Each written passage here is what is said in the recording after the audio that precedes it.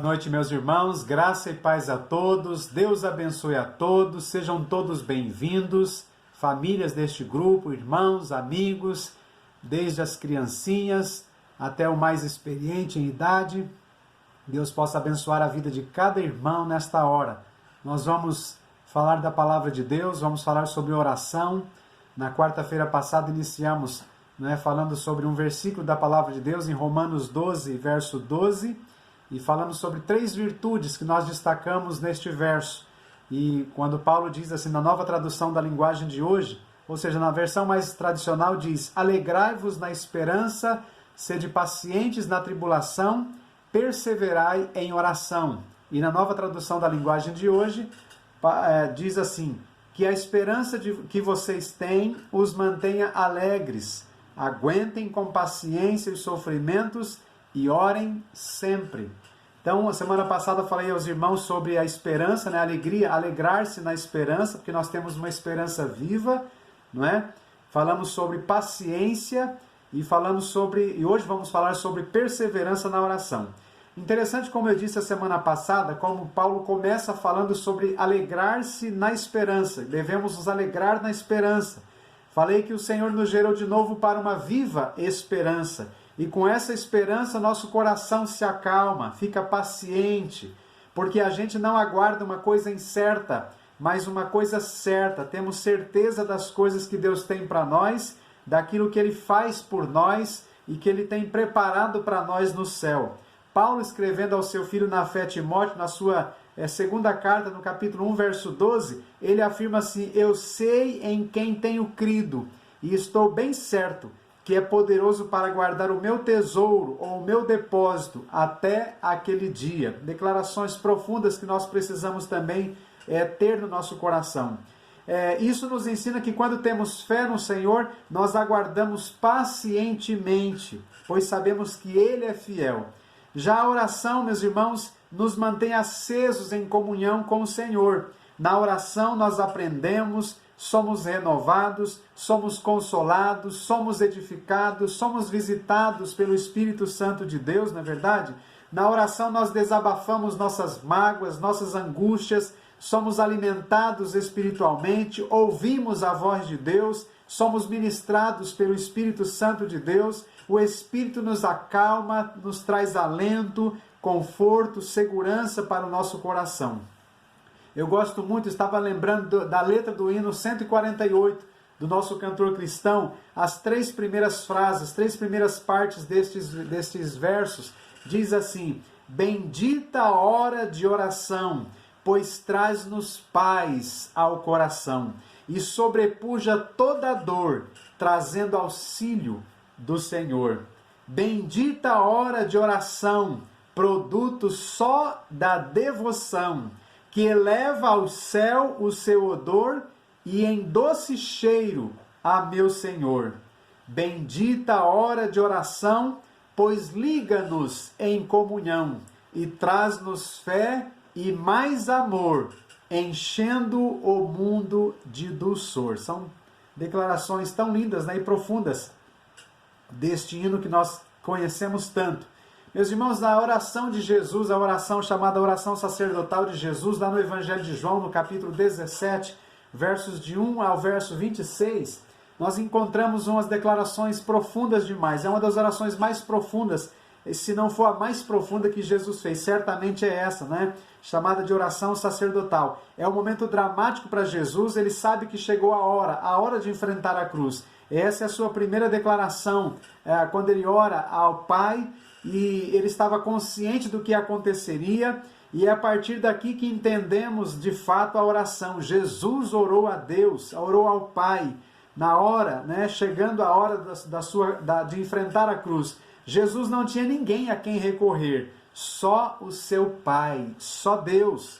E eu fiquei a pensar, meus irmãos, que quando nós temos nosso filho pequeno, ele está com medo de alguma coisa, inseguro, ele não procura um estranho, ele não recorre a uma pessoa estranha, mas ele recorre ao Pai. Interessante ele ter essa disposição de saber que o Pai é quem pode ajudá-lo naquele momento de dificuldade. Nós precisamos, meus irmãos, agir assim em relação ao nosso Deus. Ele é o nosso Pai. Nosso Pai, ele não pode ser estranho para nós. Como você vê Deus? Como um pai ou ele ainda é estranho para você? Nós precisamos chamá-lo mais de Pai. Porque na hora da dificuldade, na hora da prova, na hora do aperto, meus irmãos, na hora que nós olharmos para os lados, não tem ninguém para recorrer, nós devemos lembrar que temos um Pai. Ele é Pai mesmo, que nos ama, que cuida de nós, que se importa conosco.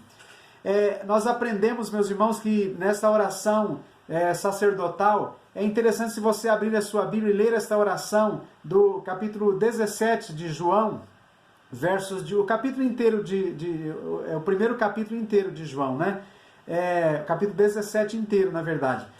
Jesus, ele recorre a Deus, ele se reporta a Deus, e durante todo esse capítulo, 26 versos, ele chama Deus de Pai por 6 vezes.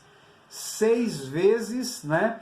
Jesus chama a Deus de Pai. Meus irmãos, isso é tremendo. Se você puder olhar para essa oração, você vai perceber o quanto é importante nós termos essa intimidade com Deus, porque chamar de Pai significa muito para nós. Não é um estranho, é aquele Pai que imediatamente vai olhar para nós, ele vai ouvir o nosso clamor, vai ouvir a nossa oração, o nosso pedido, e certamente ele vai estar sempre disposto a nos auxiliar, a nos ajudar, a nos socorrer, assim como nós, como pai, temos experiência, né, de vermos os nossos filhos em apuros muitas vezes, com medo, né, passando por perigos, e quando ele grita por socorro pelo seu pai, a gente larga tudo o que está fazendo e sai ao encontro do filho, porque ele é aquele que está precisando naquele momento, e nós somos o pai. Meus irmãos, Deus age assim conosco. Deus se importa conosco, Ele é o nosso Pai, o Senhor das nossas vidas, e Ele tem prazer em nos socorrer, Ele tem prazer em nos abençoar, Ele tem prazer em cuidar de nós, mas muitas vezes nós vivemos longe desse Pai, e temos a Deus como um estranho, como alguém que está muito distante, longe, talvez ocupado, que não possa nos atender naquela hora, e por isso nós perdemos muito em não recorrer ao Pai. Jesus, na hora da sua agonia, meus irmãos, achei interessante perceber aqui, grifei na minha Bíblia 6 vezes, Jesus chamando Deus de Pai. Tem muita significância, meus irmãos, quando nós podemos olhar para Deus e chamá-lo de Pai.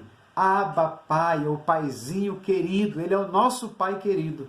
Meus irmãos, a declaração de Paulo, né, sobre esta frase, este versículo de Romanos 12, é que nós possamos orar ao Senhor, perseverar na oração, porque a oração, interessante que ele diz, alegrai-vos na esperança, sede pacientes na tribulação e perseverai em oração. E a perseverança na oração também gera esta esperança, e na esperança nós nos alegramos. E se com essa esperança, qual traz alegria e conforto e segurança para nós, nós agora aprendemos a aguardar pacientemente na resposta de Deus, na misericórdia de Deus, no socorro de Deus, na resposta de Deus, na graça de Deus, no amor de Deus, nós aprendemos a aguardar pacientemente no socorro que só pode vir do nosso Pai.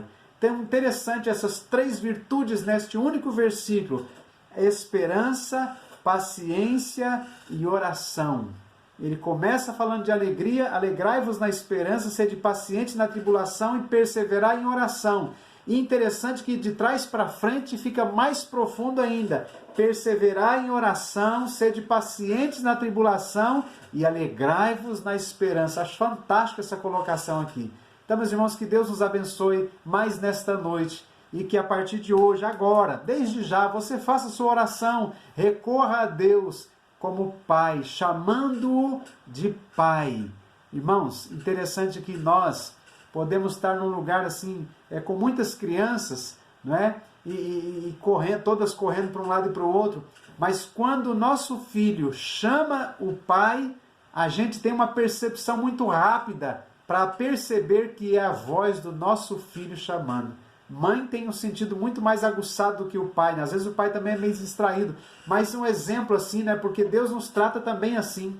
A mãe conhece a voz do filho de longe, mesmo com muitas crianças.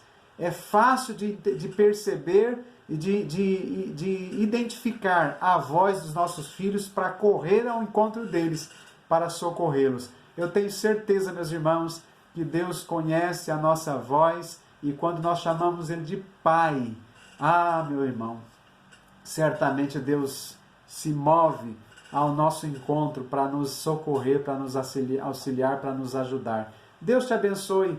Vamos começar a ter essa intimidade a mais com o nosso Deus, a ponto de chamá-lo de Pai, Pai querido.